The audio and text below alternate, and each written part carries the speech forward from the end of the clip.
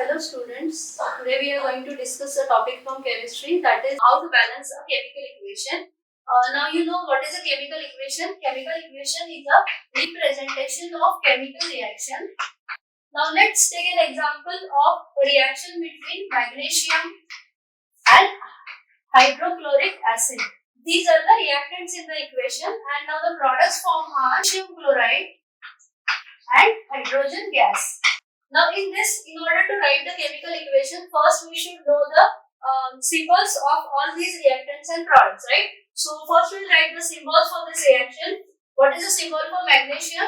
That is Mg, plus hydrochloric acid is HCl. It will give MgCl2 plus H2 in the form of gas, right? Now this is the reaction which is represented chemically. Now we are going to balance this chemical equation. Balancing chemical equation means number of atoms of each element on this side, that is on the reactant side, should be equal to the number of elements or the atoms of each element on product side. Now we'll just check it.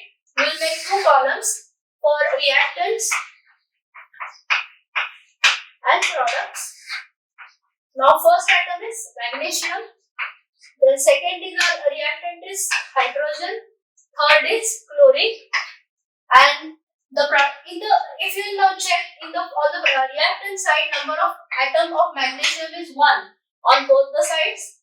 Then if we check the number of atoms of hydrogen, here on reactant side it is 1 and on product side it is 2. So we write it here, on reactant side it is 1, product side it is 2.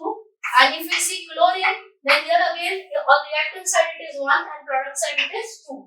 So according to the law of conservation of mass, reactants and products, both the sides should have same number of atoms of every element.